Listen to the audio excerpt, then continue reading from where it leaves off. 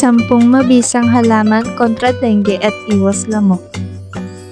Ang dengue ay isang sakit na dulot ng kagat ng lamok. Mga lamok na aktibo sa umaga at hapon. Upang maiwasan ang pagdami ng lamok at maprotektahan ang iyong pamilya mula sa dengue, pwedeng gumamit ng mga natural na pamamaraan tulad ng pagtatanim ng mga halamang nagpapaalis ng mga lamok. Narito ang 10 na halaman na mabisang panlaban sa lamok at dengue. Una, citronella. Ang citronella, na kilala rin bilang tanglad, ay isa sa pinakamabisang halaman na panlaban sa lamok. Ang malakas na amoy nito ay hindi gusto ng lamok kaya't effective itong nagpapaalis sa kanila. Magtanim ng citronella sa paligid ng bahay tulad ng sa garden o malapit sa mga bintana at pintuan upang mabawasan ang pagpasok ng lamok. Maaari rin itong gawing langis at ilagay sa diffuser o candles para sa mas malakas na proteksyon. Halimbawa, kumuha ng dahon ng citronella, durugin ito at ipahid sa balat bilang natural na repellent. Ngunit siguraduhin walang allergic reaction sa balat. Panatilihin ang halaman sa maaraw na lugar at diligan ng regular upang manatiling healthy. Pangalawa, lemongrass. Ang lemongrass o tanglad din sa Tagalog ay katulad ng citronella, ngunit may mas banayad na amoy na mas okay sa tao pero hindi gusto ng lamok. Ang halamang ito ay madaling itanim sa paso o garden at hindi nangangailangan ng masyadong maintenance. Bukod sa nagpapaalis ng lamok, pwedeng gamitin ang lemongrass sa pagluluto o paggawa ng tsaa. Halimbawa, pakuluan ng mga dahon nito at gawing tsaa para sa karagdagang benepisyo sa kalusugan, tulad ng pagpapaganda ng digestion. Itanim ang lemongrass sa lugar na may sapat na sikat ng araw at siguraduhin hindi ito malulunod sa sobrang tubig. Pangatlo, lavender. Ang lavender ay kilala sa magagandang bulaklak at mabangong amoy na nakakakalma sa tao. Ngunit para sa lamok, ito ay isang malakas na repellent. Magtanim ng lavender sa mga paso, malapit sa mga entrance ng bahay o sa garden upang pigilan ang mga lamok. Maaari mo ring patuyuin ang mga bulaklak nito at ilagay sa maliit na supot bilang air freshener na panlaban sa lamok sa loob ng bahay. Halimbawa, ilagay ang dried lavender sa ilalim ng unan o sa loob ng cabinet. Ang lavender ay nangangailangan ng maaraw na lugar at well-drained na lupa upang tumubo ng maayos. Pang-apat, marigold. Ang marigold sa Ingles at kilala rin bilang amarillo sa ilang lugar ay may malakas na amoy na hindi gusto ng lamok at iba pang insekto. Ang mga makukulay na bulaklak nito ay nagdaragdag din ng ganda sa garden. Magtanim ng marigold sa paligid ng gulayan o malapit sa mga halamang madaling dapuan na insekto upang protektahan ang mga ito. Halimbawa, pwedeng itanim ang marigold sa paligid ng mga kamatis o repolyo upang iwasan ang iba pang peste. Ang halamang ito ay madaling alagaan at mabilis tumubo sa maaraw na lugar. Dapat din regular ang pagdidilig. Pang-5, peppermint. Ang peppermint ay isang mabangong halaman na may menthol na amoy na lubhang effective sa pagpapaalis ng lamok.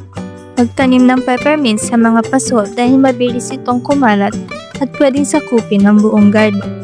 Maaari mo ring durugin ang mga dahon nito at ipahid sa balat bilang natural na repellent. Ngunit subukan muna sa maliit na bahagi ng balat upang maiwasan ang iritasyon. Halimbawa, maglagay sa paso ng peppermint sa balkonahe o malapit sa dining area upang maiwasan ang lamok habang kumakain. Ang peppermint ay nangangailangan ng medyo madilim na lugar at regular na pagdidilig. Pang-6, basil. Ang basil o balanoy sa Tagalog ay hindi lamang ginagamit sa pagluluto, kundi effective rin sa pagpapaalis ng lamok. Ang malakas na amoy ng dahon nito ay hindi gusto ng lamok, kaya mainam itong itanim sa mga paso malapit sa kusina o sala. Pwede ka rin kumuha ng ilang dahon, durugin at ilagay sa tubig upang gawing spray na panlaban sa lamok. Halimbawa, maglagay ng ilang dahon ng basil sa isang spray bottle na may tubig at i-spray ito sa paligid ng bahay. Ang basil ay madaling alagaan, ngunit siguraduhin nasa maaraw na lugar ito at regular na dinidiligan. Pang-7, garlic. Ang bawang ay hindi lamang halamang panlaban sa lumok, kundi may kakayahan rin itong pumatay ng larva ng lumok kapag ginamit ng tama. Magtanim ng bawang sa garden o gumawa ng garlic spray sa pamamagitan ng pagdurog ng ilang butil ng bawang.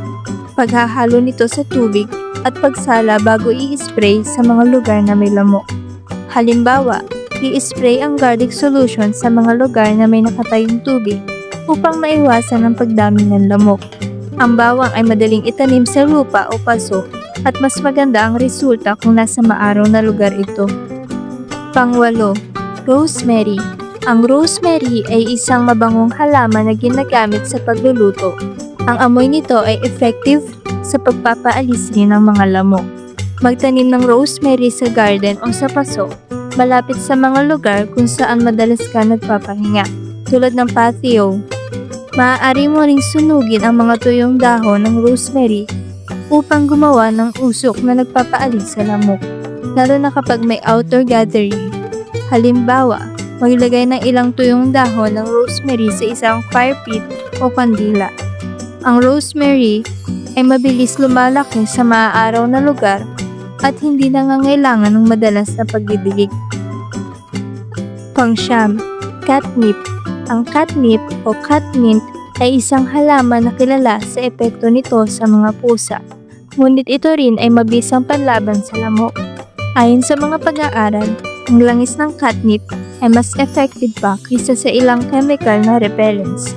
Pagtanim ng catnip sa garden o sa paso, ngunit siguraduhin kontrolado ang pagkarat nito dahil mabilis itong dumami. Maaari mo rin durugin ang mga dahon at ipahid sa balat o gawing spray. Halimbawa, maglagay sa paso ng catnip sa bintana upang maiwasan ang pagpasok ng lamok. Ang catnip ay nangangailangan ng maaraw na lugar at katamtamang pagdidilig.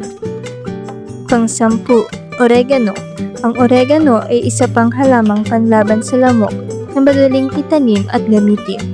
Ang amoy nito ay nagpapaalis ng lamok at maaari rin itong gamitin sa pagluluto para sa karagdagang benepisyo sa health.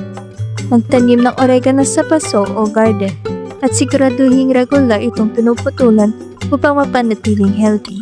Maaari mo ring gawing spray ang oregano sa pamamagitan ng pagpapakulo ng mga dahon nito sa tubig at pagsala.